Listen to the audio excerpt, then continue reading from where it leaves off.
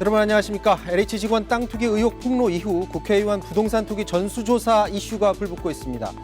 어제 정의당을 비롯한 5개 비교섭단체가 국회의원 전수조사를 촉구한 데 이어서 오늘은 국민의힘이 민주당이 제안한 전수조사와 특검법을 모두 하겠다라는 입장을 내놨습니다.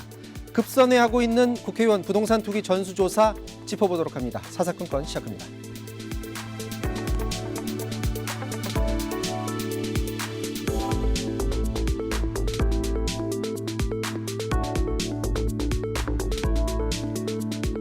여의도 사사건건 오늘은 두 분의 소수정당 의원 모셨습니다. 장혜영 정의당 의원, 용해인 기본소득당 의원 나오셨습니다. 안녕하십니까? 안녕하세요. 네, 안녕하세요. 반갑습니다. 자, LH 사태 이후에 정부가 부동산 투기와의 전쟁을 선포를 했고요. 국회에서도 이 국회의원들에 대한 부동산 투기 전수조사 논쟁이 불붙고 있습니다. 먼저 그간의 과정 잠깐 보고서 말씀 나누도록 하겠습니다. 오늘 LH 조사 결과 발표는 시작일 뿐입니다. 정부는 모든 의심과 의혹에 대하여 이잡듯 샅샅이 뒤져 티끌만한 의혹도 남기지 않겠습니다.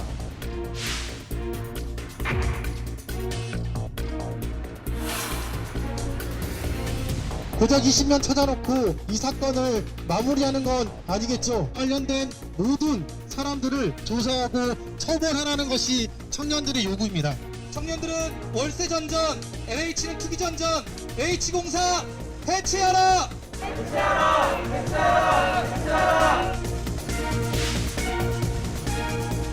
의장님 주도하에 전수조사가 이루어졌으면 좋겠습니다. 근절해야죠. 특히 부동산의 문제라면 더욱 심각한 문제고요.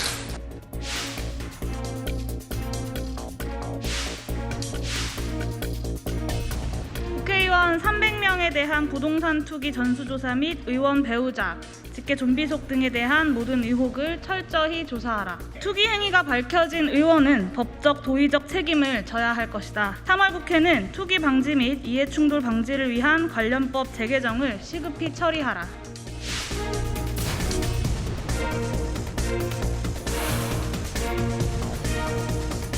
특히 최근 LH 부동산 투기 의혹 사건으로 가야 할 길이 여전히 멀다는 생각이 듭니다. 국민들께 큰 심려를 끼쳐드려 송구한 마음입니다. 사회 전체에 만연한 부동산 부패의 사슬을 반드시 끊어내겠습니다. 자, 문재인 대통령 연일 강경한 메시지를 보내왔었는데 오늘 처음으로 공식적으로 사과의 메시지를 던졌습니다. 그러면서 이제 적폐청산의 말 그리고 촛불 정신까지 얘기를 했는데 그러면서 정치권에서 이것을 정치적으로 이용하지 말라는 메시지를 던졌어요. 오늘 문재인 대통령의 말에 대해서 좀 어떻게 생각하시는지요? 네, 일단은 늦었지만 국민들께 사과의 메시지가 나와서 저는 개인적으로는 좀 다행이라고 보고 있습니다. 네. 이번 LH 사태가 저는 이 LH 사태의 핵심은 국민들이 지금까지 그런 고위공직자들의 어떤 비리와 투기에 대해서 정말 모르고 있었냐라고 한다면 이미 다 의심하고 예상하고 있던 것이 이번에 이제 드러나게 된 것인데요.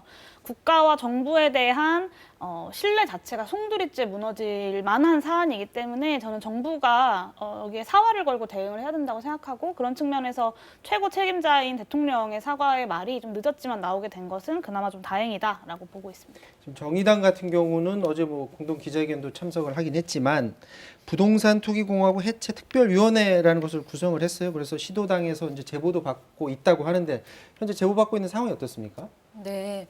일단 용해인 의원을 말씀하신 것처럼 이번 이 LH 투기 사태에는 이 정부 공무원들이 나서서 대한민국을 부동산 투기 공화국으로 만들고 있다라고 하는 것을 국민들 앞에서 인정한 것이나 이제 폭로된 것이나 다름없기 때문에 이제 이런 부분에 있어서는 어떤 정부와 혹은 나아가서 정치 전체가 국민께 다시 신뢰를 회복하기 위해서 어떤 가장 근본적인 차원의 혁신이 필요하고 그 차원에서 이 부동산 투기 공화국을 해체하겠다라고 하는 이제 특위를 저희가 이제 당 차원에서 신설을 한 것이고요. 그래서 가장 중요한 것은 선출직 공무원 포함해서 정말 가능한 모든 공직자들의 부패를 다 철저히 조사하고 또 이제 수사를 착수해가지고 엄벌을 하는 것일 것이고 그 다음은 이 LH를 거의 뭐 해체 수준으로 기능을 재정립해야 된다 이런 방향성을 가지고 여러 가지 이제 제보를 받고 있는데요. 그 저희가 각 지역 당부에 설치한 이 부동산 투기 공익 제보 센터에 여러 건의 제보들이 지금 익명 지정으로 접수가 되고 있는 상황이고 가장 많이 알려져 있는 것 같은 경우에는 세종시에서 네. 저희 세종시당에 들어온 여러 가지 이제 내용들이 있는데 그중에 한 가지를 소개를 드리면 지금 세종시청에서 이 공무원으로 일하고 계신 분이 있는데 이분이 타 지역에서 근무하실 때 그 지역 이 지자체가 추진한 되게 대규모의 도시공원을 조성한다라고 하는 정보가 있었어요. 그래서 네. 그 정보를 취득해서 약 4천만 원 정도를 들여서 토지를 매입했고 최근에 이게 10배 넘게 가격이 뛰었다면서 주변 사람들한테 자랑까지도 하는 본인이 직접 자랑하고 네, 다녔다는 자랑하고 거예요? 있다는 것이 이제 접수가 되기도 했고 또 세종시에 이 스마트 국가산업단지 조성한다라고 하는 계획 발표되어 있지 않습니까? 사업비만 해도 1조 5천억이 되고 또 부지만 해도 110만 평이 넘는데요. 이 세종시 연서면 일대에 산단 지정이 확정되기 발표 6개월 전에 또 다른 세종시 공무원이 이 산단 내에 토지를 사들여가지고 보통 쪽집이라고 부르는데요. 그 조립식 주택을 지었다라고 하는 제보를 저희 세종시당이 받아서 이것을 고발을 진행을 했고 세종경찰청이 이 공무원과 일가족을 부패방지법 혐의를 적용을 해서 수사를 시작했다고 합니다.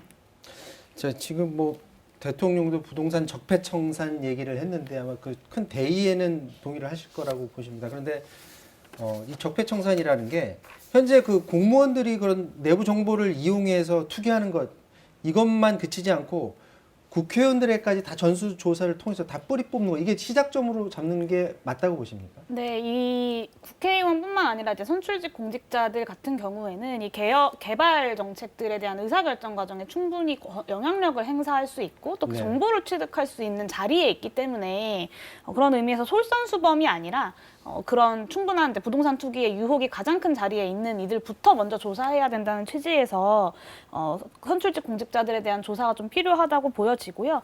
핵심은 결국에는 투기 근절이라고 생각합니다. 그러니까 이해충돌방지법 같은 경우가 지금 국회에서 대안으로 논의가 되고 있지만 일단 시급하게는 그렇게 논의를 하고 나서 결국에는 아무리 이제 이해충돌 관련된 것들을 처벌한다고 하더라도 이 처벌되는 것보다 부동산 투기의 이득이 더 크게 되면 결국에는 또 투기가 반복될 수밖에 없기 때문에 이 부동산 투기를 근절하는 것까지 나아가는 것이 이 부동산 적폐 청산의 결론이다라고 좀 말씀드릴 수 있을 것 같습니다. 근데 용혜원 의원 같은 경우에는 이 조사를 기초의원들까지 다 지방 기초의원들까지 다 조사하는 거를 지금 주장하고 있잖아요. 네. 그렇게 되면은 거기에 들어가는 인력은 어떻게 할 거고 시간은 어떻게 이 부분에 대해서 어떻게 할 거냐 문제 제기를 하는 사람들이 있는 것 같아요. 거기에 대해서 뭐라고 얘기하십니까? 인력과 시간은 필요하다면 충분히 쏟아야 되는 사안이라고 보고 있습니다. 그래서 제가 주민분들을 만나보면 네. 국회의원도 국회의원이지만 사실은 이 지방자치단체의 의원들에 대한 불신이 굉장히 큽니다. 되게 어렵게 지방자치제도를 우리 대한민국이 이제 만들어가고 있음에도 불구하고 다 없애버려야 된다 이런 말씀을 하시는 분들도 있는데요. 이 부분에 대해서 국민들의 어떤 불신과 의혹을 제대로 뿌리 뽑고 이 썩어 있는 고름 어디까지 썩어 있는지조차 알 수 없는 이 고름을 제대로 도려내야지만 다시 좀 새살이 돋을 수 있기 때문에 인력과 시간을 지금보다 훨씬 더 많이 투자해서라도 해야 된다라고 좀 보고 있습니다. 장혜원 같은 경우엔 이렇게 이번 기회에 아예 그냥 뿌리 뽑는 차원에서 대대적으로 하는 데 대해서 좀 찬성을 하십니까?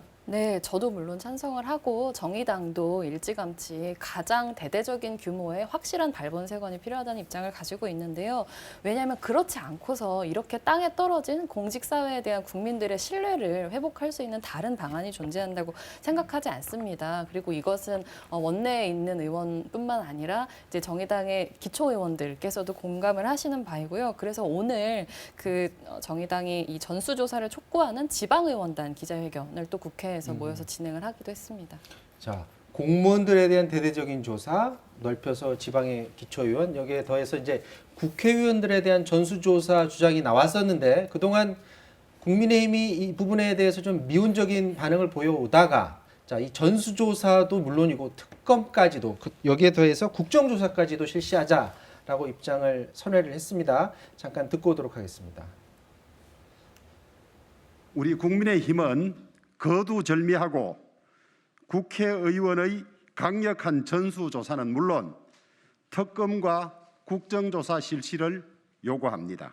이번 3월 회기 중에 LH 특검 법안이 본회의에서 즉시 처리될 수 있도록 특검법 공동 발의에 민주당은 적극 협조하기 바랍니다. 마지막으로 민주당에 재차 경고합니다. 4월 7일 재보궐선거 때까지 어떻게든 시간을 끌고 상황을 모면하려 장깨 부리고 꼼수 부리지 마십시오. 국민의힘이 민주당의 제안에 늦게나마 현명한 결정을 해 주어서 다행스럽습니다. 주호영 대표의 국정조사 제안은 수용하겠습니다. 여야 수석 부대표 협의를 바로 진행하겠습니다. 아울러 제가 제안한 이번 재보궐선거 출마자와 직계 좀비 속의 부동산 전수조사도 국민의힘에서 수용해 줄 것을 기대합니다. 자, 김태년 원내대표가 오늘 입장을 내면서 한 가지를 더 보탰어요. 더 보탠 내용이 뭐냐면 재보궐선거 출마자하고 직계 존비 속 부동산 전수 조사까지 다 하자. 이 말이 지금 최근에 자꾸 이슈가 되고 있는 오세훈 서울시장 후보에 대해서도 직계 존비 속까지 다 조사하자라는 말로도 들리는데, 네. 자, 이런 말 취지에 대해서는 어떻게 받아들이십니까?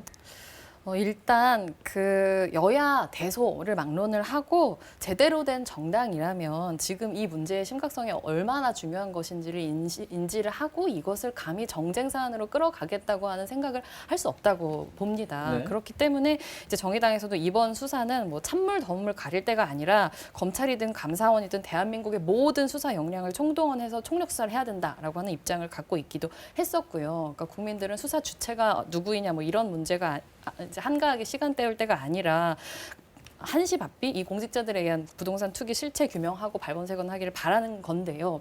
이런 맥락에서 이제 범위를 확장하자, 조사 범위를 확장하자라고 하는 것이 원칙적으로는 그래 조사해야지라고 생각을 할 수도 있지만 과연 이런 발언에 어떤 저변에 흐르고 있는 의도라고 하는 것이 정말로 진짜로 투기 근절의 원칙을 강화하기 위해서인지 아니면 어떤 정치적인 수싸움에 활용하기 위해서 계속 이 전수조사라고 하는 사안을 오염시키고 있는 것인지에 대해서는 좀 현명한 판단이 필요할 것 같습니다. 의원님 보시기엔 조금 정치적인 의도가 있다고 좀 받아들이시는 것 같아요? 가장 중요한 것 중에 하나는 신속성인데요. 네. 계속 무언가를 더하고 정쟁의 사안이 될 수도 있는 불씨를 남겨두는 방식의 제안들이 그렇게 바람직해 보이진 않습니다. 자, 이번에 그 나온 얘기 중에 이제 특검 얘기도 나왔어요. 이제 특검법을 발의를 하게 되면 이게 보통 한 달 걸리지 않나요? 그렇게 된다면 지금 한참 이슈가 되고 있는 지금 상황에서는 조금 떨어져 있는 상황인데 그럼에도 불구하고 특검을 추진하는 것에 대해서는 어떻게 생각하십니까? 이 정부의 조사 결과에 대해서 많은 국민 여러분들이 이제 고작 20명, 그러니까 그럴 리 없다라고 다들 이제 예상하고 계시잖아요. 자체 조사 그리고 동의한 사람에게 한정된 조사의 한계가 좀 명확히 드러났다고 생각하고요. 그런 취지에서 좀 강제력을 가진 수사가 좀 필요하다라는 것에 좀 많은 국민들이 공감하고 계시는 것 같습니다. 그럴 때 기존의 수사를 진행하고 있는 부분에서도 충분히 수사가 되어야겠지만 저는 특검이 시간이 걸린다라고 말하는 것이 오히려 특검을 지연시키고 있는 것 아닌가라는 좀 결과적인 좀 우려가 좀 있고요. 그래서 지금의 수사를 계속해서 진행하더라도 특검을 빠르게 출범시키는 것은 저는 여야 간의 합의로 충분히 가능하기 때문에 지금까지 이제 4차 추경이나 뭐 그동안의 추경 안에서 여야가 언제나 엄청나게 빠르게 이제 둘이서 딱 합의를 하지 않았습니까? 그런 것처럼 특검도 사실 의지를 가지면 양당이 합의를 할 수 있음에도 불구하고 이것이 시간이 걸린다라는 이유로 그런 명분으로 오히려 더 시간을 끌고 있는 것이 아닌가라는 생각이 좀 듭니다. 특검은 그렇고 전수조사 같은 경우 민주당은 이제 국회 차원에서 정식 기구를 만들어서 전수조사하자는 그런 제안을 내놨는데 네. 이 어제 그 기자회견 하실 때 거기까지 논의를 하셨나요? 어떤 방식으로 전수조사를 해야 되는지? 네, 오늘 이제 점심시간 정도에도 또 이제 열린민주당 강민정 의원님이랑 정의당의 이제 강은미 의원님과 제가 만나서 좀 논의를 했는데요. 그 방식은 상관이 없다. 그러니까 무엇이든 신속하고 정확하게 조사할 수 있으면 상관이 없다라는 것으로 좀 국회의장님한테 제안을 드리고 국회에 기구를 만들거나 아니면 아까 그 장혜영 의원님 말씀하신 것처럼 국민권익위 같은 방식으로 혹은 뭐 감사원에 청구를 하는 방식일 수도 있고요. 좀 다양한 방식을 열어놓되 최대한 빠르고 정확하게 조사할 수 있는 방법 그리고 감사의 기구도 기구지만 이 범위를 어디까지 할 거냐에 있어서 국회의원 현직 국회의원뿐만 아니라 직계 좀비속 그리고 배우자와 배우자의 직계 좀비속까지 좀 함께 조사하자라는 것을 좀 비교섭단체 의원들은 합의를 한 상태입니다. 근데 과거를 좀 돌이켜 보면 자 우리도 전수조사하는데 반대하지 않아 동의해라고 얘기를 했다가 구체적으로 이제 들어가게 되면 이제 공직자 비리 같은 거 조사하기 위해서 얘기하다 보면 자꾸 미뤄지다 말고 무산되는 경우가 있잖아요. 네. 이번에도 그럴 가능성도 있지 않을까요? 안타깝게도 굉장히 합리적인 의심이라고 생각을 하고요. 이 문재인 정부 들어서 벌써 전수조사 얘기가 본격적으로 나오기 시작한 게 5번째입니다. 그러니까 제일 처음에는 2018년에 이 김기식 전 금감원장이 네. 의원 시절에 피감기관 지원으로 해외 출장을 다녀왔다는 의혹으로 사퇴를 했었고 그때 이에 관련돼 가지고 민주당이 전수조사를 제안을 한 바가 있고요. 2019년에는 조국 법무부 전 법무부 장관 이 자녀 입시 특혜 논란 때 이 관련된 전수조사를 이해찬 당시 민주당 당대표께서 제안하신 바가 있고요. 그 다음에 뭐 손혜원 전 열린민주당 의원 이해충돌 논란 때도 이해충돌 관련된 전수조사 해야 된다. 뭐 이미선 헌법재판관 주식투자 관련 의혹 때도 주식은 물론이고 부동산 투기까지 다 전수조사 해야 된다고 얘기를 했었지만 이 중에서 전수조사를 했던 것은 딱 한 번. 맨 처음에 이 김기식 금감원장 관련해서 해외 출장 관련된 의혹에 대해서 권익위 차원에서 전수조사를 겨우겨우 한 바는 있습니다. 그런데 문제는 이 조사 내용을 당시 국회의장께 전달을 했는데 의장께서 이거를 정보공개법 위반 소지가 있다고 해서 공개를 하지 않았어요. 네. 그렇기 때문에 만약에 이번에도 이렇게 전수조사 하겠다라고 막 얘기는 했지만 실질적으로 조사가 이루어지지 않거나 이루어진다고 하더라도 그 내용이 유명무실하게 공개되지 않거나 할 가능성이 있기 때문에 굉장히 이번에는 정말로 눈을 부릅뜨고 반드시 해야 된다라는 걸 관철을 해내야 될 거라고 생각합니다. 그러니까 그 관철해내는 방법에 있어서 어떤 방법, 보관 같은 걸 지금부터 좀 준비를 해야 되지 않을까요? 네, 이게 참 쉽지 않은 문제인데요. 근데 이번만큼은 정말 국민들의 분노가 그럼요. 굉장히 크기 네. 때문에 이번만큼은 좀 흐지부지 넘어가기는 어려울 것이다라고 보고 있고요.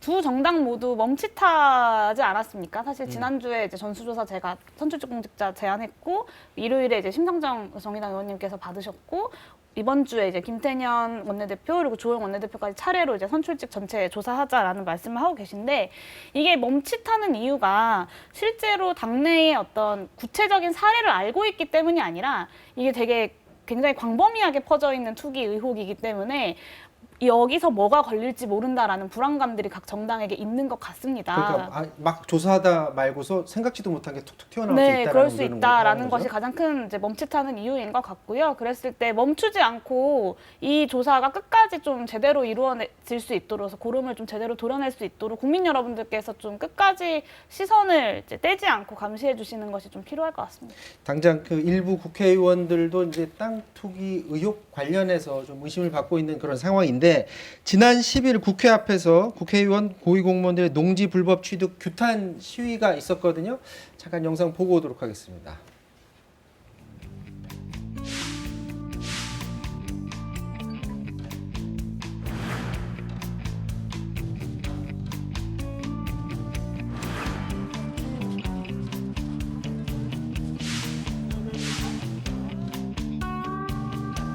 우리 국회의원 300명 중에 25%가 농지를 가지고 있습니다. 이러한 작태를 우리 농민의 힘으로 막아내고 농민들이 농지를 소유하는 그러한 날을 희망하면서 행위를 보여드리도록 하겠습니다. 농지를 농민에게 되돌리도록 하겠습니다. 발로 차주십시오.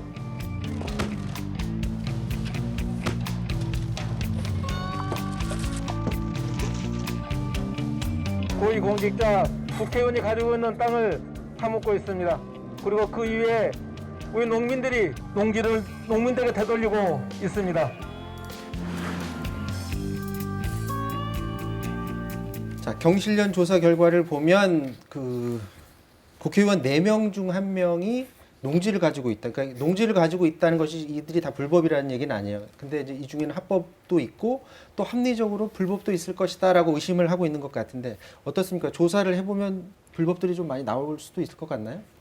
뭐 그렇게 접근하기보다는 이미 사실 공개되어 있는 이 국회의원 재산 조사에서 이미 의혹 해소가 좀 필요한 의원들의 명단이 나와 있기 때문에 네. 이분들부터가 솔선수범해서 정말로 300평 이상의 농지를 가지고 있는데 농사를 짓고 있다면 그냥 그걸 빨리 증명하면 그렇게 해서 의혹을 해소하면 될 문제라는 생각이 들고요.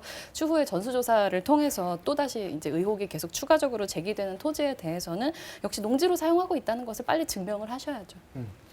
지금 국회의원들이 이제 농지를 저렇게 많이 가지고 있다는 거는 의심하는 부분이 저렇게 가지고 있다가 국회의원으로서 뭐 그게 굳이 입법 활동이 아니더라도 얼마든지 영향력을 행사할 수 있는 것 아니냐 이런 그런 우려를 갖고 있기 때문인 거잖아요. 네, 국회의원이 농지를 1만 평 이상 갖고 있으면서 1만 평의 농사를 짓는다. 국회의원직을 유지하면서 사실 좀 선뜻 상상이 안 가는 일이긴 하죠. 지금 저희도 이렇게 국회의원으로서는 1년 가까이 일을 해보니까 정말 바쁘고 해야 할 일이 많은데 말씀하신 대로 문제는 이 지역의 개발 정책에 충분히 영향력을 행사할 수 있고 심지어 국회의원은 거기에 예산까지 끌어다 쓸 수 있는 권한을 가진 이들이기 때문에 문제가 되는 것 같습니다. 실제로 최근에도 이제 갖고 있는 땅 근처에 나들목이 들어섰다라는 의혹이 하나 이렇게 보도가 되기도 했었는데요. 결국에는 국회의원들이 이런 자기의 사익을 취하려고 영향력을 행사하지 않을 것이다라는 선의에 기댈 것이 아니라 시스템적으로 이런 사익을 취하는 것을 방지할 수 있는 시스템을 구축하는 것이 좀 이번 3월 국회의 가장 큰 과제이지 않을까라고 보여집니다. 좀 멀리 내다보는 것 같긴 하지만 전수조사를 통해서 이제 문제점을 파악을 하면 그 이후 단계는 어떻게 되는 겁니까? 바로 뭐 수사 의뢰인가요? 네, 그렇죠. 뭐 법대로 하자라는 건데요. 이미 사실 많은 국민들이 이미 그 법대로 해서 농지법을 어겼을 때 처벌을 받고 있기 때문에 전수조사를 해서 정말로 이 300평이 넘는 농지를 농사도 짓지 않으면서 가짜 농민 행세를 했다고 한다면 응분의 벌을 먼저 받아야 되고요. 그리고 그 농지는 처분을 해야겠죠. 자, 다음 이슈로 좀 넘어가 보도록 하겠습니다. 지금 부동산 적폐청산 위에서 지금 3월 국회에서 해야 될 일이 그 이해충돌 방지법 관련해서 입법 활동을 지금 하셔야 되는데 관련해서 여러 입법 발의가 있었던 것 같습니다. 근데 심상정 의원도 발의를 했죠? 네, 근데 맞아요. 발의된 내용이 다른 의원들이 발의된 내용과 다른 점이 좀 있나요? 여러 법안들이 있는데요. 그중에서 이 공공주택 특별법에 대해서 설명을 해드리면 핵심은 이 미공개 정보를 제3자에게 제공하는 것을 금지하고 그 정보를 통해서 일어나는 모든 거래를 정확하게 근절하는 것입니다. 일단 사법 판단에서 지금까지 쟁점이 많이 됐었던 것은 이 미공개 정보를 이용해서 거래를 하는 부분을 명확하게 하지 않았던 부분인데 그걸 명확하게 했고요. 그리고 이 미공개 중요 정보를 제3자한테 제공하는 거를 금지하는 거 그리고 그 정보를 활용한 다른 제3자의 거래도 전면적으로 금지하고 있는 것 그리고 이런 금지 행위들이 일어났을 때 징벌적인 처벌을 할 수 있게 만드는 것이 골자입니다.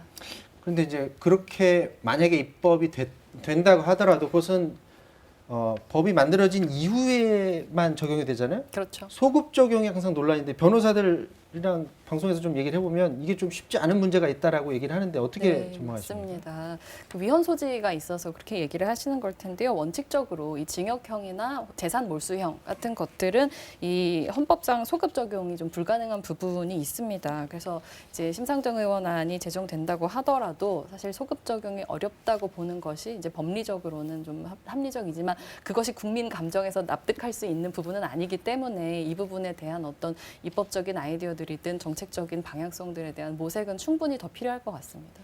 자, 오늘 문 대통령이 부동산 감독 기구를 언급을 했습니다.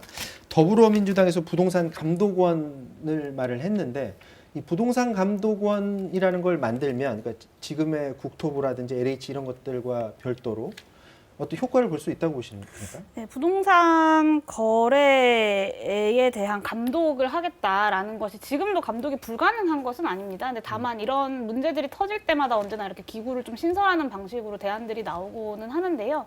뭐 이거 자체가 의미가 없다라고 보여지진 않지만 좀 결국에는 투기를 근절하는 것을 어떻게 정부가 책임지고 하겠다라는 비전을 밝히는 것이 좀 더 중요하고 근본적인 대책이 아닐까라는 생각이 들고요. 이 부동산 감독원과 관련돼서 이제 재산권 침해 관련된 우려들을 많이들 제기하시는데 이 사익과 공익의 충돌은 언제나 사회에서 갈등이 이제 등장할 때마다 발생하게 되는 일입니다. 그럴 때 우리 사회가 무엇을 더 우선순위에 놓고 사회를 운영하고 판단할 것이냐에 있어서 저는 이 땅이라는 것이 투기의 대상이라거나 혹은 이제 소수에게만 황금알을 낳는 거위로서만 존재하는 것이 아니라 이 땅에 발 딛고 살아가는 모든 사람들에게 당연히 이제 보장되어야 할 기본적인 기본권의 측면에서 좀 접근해야 된다고 생각하고 그런 측면에서 이런 감독기구를 신설하는 것도 좋지만 정부가 투기를 어떻게 근절할 것인가에 대한 근본적인 대책들을 좀 고민하고 내놓아야 된다고 보고 있습니다. 지금 앞서 그 이해충돌방지법, 민주당도 그렇고 진보 진영에서도 많은 그 법안을 이제 발의하겠다는 그런 계획인데 이제 문제는 실질적으로 상임위에 들어가서 논의하다 보면 논의하는 과정에서 당초 이제 취지보다 이렇게 뒤로 후퇴하는 경우를 우리가 많이 봤잖아요. 이전에 그 중대재해기업 네, 처벌법 맞습니다. 마찬가지로 기업이라는 글자 빠지고 후퇴하지 않았습니까? 네. 그럴 가능성도 역시 마찬가지로 배제하지 못할 것 같아요. 네, 사실 지금까지 이런 이해충돌 방지 규정에 대한 국회 논의를 보면 그 또한 합리적 의심이라고 얘기할 수 있을 것 같습니다. 당장 그 김영란법 원안에도 이 이해충돌 방지에 대한 조항이 들어 있었지만 이제 당장 구체적으로는 공직자, 당사자, 사촌 이내 친족 직무 관련 시에 해당 직무로부터 배제하게 만들었는데 결국에는 국회 논의 과정에서 삭제가 된 바가 있거든요. 네. 그래서 민주당이 지금은 이 3월 국회 안에서 이해충돌 방지법을 제정을 공언하고 있지만 이제 그래도 정말 이번에는 중이 대머리를 깎을 수 있느냐, 이번에도 또 이제 거대 양당이 적당히 정말로 타협으로 끝내는 것은 아니냐, 솜방망이 법안을 만드는 것은 아니냐라고 하는 우려는 여전히 존재하고요. 그래서 또다시 이런 기득권 구태가 반복되지 않도록 정말로 국민 여러분께서 이 모든 과정에 대해서 관심 가지고 똑똑히 지켜봐 주실 것을 좀 요청드리고 싶습니다. 유민 의원은 이 부분에 대해서 어떻게 생각하십니까? 네, 이게 재보궐선거를 앞두고 말만 저렇게 세게 하는 것이 아니냐라는 이제 많은 국민 여러분들의 그렇죠. 의심이 있는데요. 저는 오히려 그것을 좀 활용해야 된다고 생각하고요. 정치권이 선거를 앞두고 눈치라도 볼 때 이번 3월 국회에 회기 안에 꼭 이 이해충돌 방지법이 제대로 제정될 수 있도록 밀어붙여야 실제로 선거 끝나고 후지부지 되는 것이 아니라 제대로 된 이해충돌 방지법을 제정할 수 있을 것이다라고 보고 있습니다. 그래서 선거 앞두고 이런 법안 논의하는 것이 눈 가리고 아웅 아니냐라고만 볼 것이 아니라 선거에서 눈치 볼 때라도 제대로 할 수 있도록 강력하게 좀 여론에서 국민 여러분들이 지지해 주시는 것이 필요할 것 같습니다. 자, 이번에는 그 두 분이 계신 당 얘기 잠깐 나눠보도록 하겠습니다. 먼저 정의당 얘기를 나눠보면 새로운 당대표가 이제 23일에 선출될 예정입니다. 여영국 전 의원이 지금 단독 출마했다라고 하는데 사실상 이제 추대 형식이죠. 네, 맞습니다. 그동안 이제 많은 논란이 있었고 아픔이 있었는데 이번에 전환의 어떤 계기로 삼을 것으로 보십니까? 네, 물론 그렇습니다. 지금까지 있었던 당내 혼란을 수습하고 또 이제 기강을 바로 잡아가고 정의당이 대한민국 정치에서 응당해야 되는 역할을 잘 수행할 수 있도록 사실상 모든 당원들이 마음을 모으는 과정에 있는 것이 이번 선거 기간이고요. 그리고 후보님께서도 스스로의 책무를 엄중하게 인식하고 계시다고 생각합니다. 노동 중심의 노선 대전환을 걸었다고 하는데 그동안에도 노동 관련해서 많은 일을 해왔는데 그럼에도 불구하고 확실한 어떤 변환이 있을 것으로 보십니까? 노동은 언제나 정의당의 핵심 가치 중에 하나, 사실 가장 중요한 핵심 가치인데요. 네. 노동이라고 하는 것이 다른 여러 가치들과 따로따로 존재하는 것이 아니라 노동이라고 하는 큰 울타리 안에 곧 인권의 영역도 젠더의 영역도 여러 다른 모든 가치들이 함께 숨쉬고 있다는 것을 명확하게 하는, 심지어 환경이라는 가치까지도 함께 숨쉬는 노동이다라고 하는 것을 명확하게 소통해내는 과정이라고 생각합니다. 자, 기본소득당 얘기 좀 해보면 용해인 의원이 기본소득 탄소세법 발의를 했어요. 네. 그동안 계속 기본소득 나오실 때마다 강조를 해왔는데 그거에 대한 대안이라고 보면 되겠죠? 네, 일단 탄소세는 저희가 제안하고 있는 기본소득 재원 마련의 한 방안이긴 한데요. 근데 이제 탄소세의 목적 자체는 기본소득을 위한 재원 마련만이 목표는 아닙니다. 분명하게 지금의 기후위기 시대에 탄소 배출량 감축을 목표로 하는 과정에서 탄소세가 도입이 되어야 하고 이 탄소세의 역진성이라는 문제를 해소하기 위해서 탄소 배당, 탄소세 기본소득이라는 좀 기본소득이 가진 유연한 장점과 그리고 불평등 해소라는 장점과 결합해서 이제 탄소세와 기본소득을 좀 매칭한 것이라고 이해해 주시면 좋을 것 같고요. IMF와 OECD 같은 국제 기구들이 탄소세 도입을 이미 많이 권고하고 있습니다. 대한민국도 이번에 특히나 코로나 국면을 거치면서 전 세계적으로 이제 어떤 위상이 굉장히 높아졌는데 그 위상에 걸맞게 기후 악당이라는 오명을 벗고 탄소 배출량을 감축할 수 있도록 IMF가 권고하는 수준에서 탄소세를 도입하자라는 제안이고요. 이 탄소세가 역진적일 수 있고 저소득층에게 더 가혹할 수 있기 때문에 기본소득과 결합해서 불평등을 해소하는 방식으로 우리가 정책을 설계해 보자라고 좀 제안을 드리고 있습니다. 그래서 정부에서도 탄소세 지금 연구 용역을 진행한다고 공언을 했기 때문에 올해 안에 탄소세 관련된 도입의 논의가 21대 국회에서도 좀 빠르게 진전될 수 있지 않을까라고 기대하고 있습니다. 지금 기본소득 논쟁이 불붙곤 있는데 네. 이게 지금 특히 이제 대선 주자 그러니까 이재명 경기도지사의 기본소득 주장에 따라서 그 후발 주자들이 그걸 문제 삼는 과정에서 지금 논쟁이 불붙고 있지 않습니까? 네. 대선을 앞두고 불붙고 있는 기본소득 논쟁에 대해서는 어떻게 바람직한 방향이라고 보십니까? 저는 기본소득 자체가 이제 논란이 되고 있는 것은 매우 고무적인 일이라고 봅니다. 그러니까 기본소득은 대한민국의 새로운 사회계약 수준으로 패러다임을 바꾸는 수준의 논의이기 때문에, 그러니까 단순히 불쌍한 사람들에게 현금을 지원하자는 정책이 아니라 대한민국의 어떠한 구성 원칙을 가지고, 그러니까 일하지 않는 자여 먹지도 말라, 혹은 일 안 하는 사람한테까지 우리가 존엄한 인간의 존엄을 보장해줘야 되느냐 등에 대한 어떤 새로운 대답으로서 등장하는 것이기 때문에 대선의 수준에서, 그러니까 향후 5년간의 국정 운영 방향에 대한 논의 수준에서 기본소득이 다루어져야 한다고 보고요. 그래서 대선 주자들이 기본소득에 대한 뜨거운 찬반 논의를 벌이는 것은 매우 고무적이다. 다만 좀 아쉬운 것은, 저는 기본소득에 대해 반대할 수 있다고 생각하지만, 그렇다면 대선 주자 정도, 그러니까 대한민국의 정치 지도자를 꿈꾸는 분이라면 기본소득이 아닌 다른 대한민국의 비전을 보여줄 수 있어야 하지 않을까. 다만 지금 대선 주자들 중에는 그런 제안을 하시는 분들이 좀 잘 보이지 않아서 안타깝다 정도의 마음을 좀 갖고 있습니다. 무조건적인 비난보다는 그것에 걸맞는 또 다른 대안을 제시하는 것이 더 바람직하다라는 그런 의견이신 것 같습니다. 네. 자, 오늘 얘기는 여기까지 나누도록 하겠습니다. 용해인 장혜영 의원과 말씀 나눴습니다. 두 분 말씀 고맙습니다. 네. 감사합니다. 네.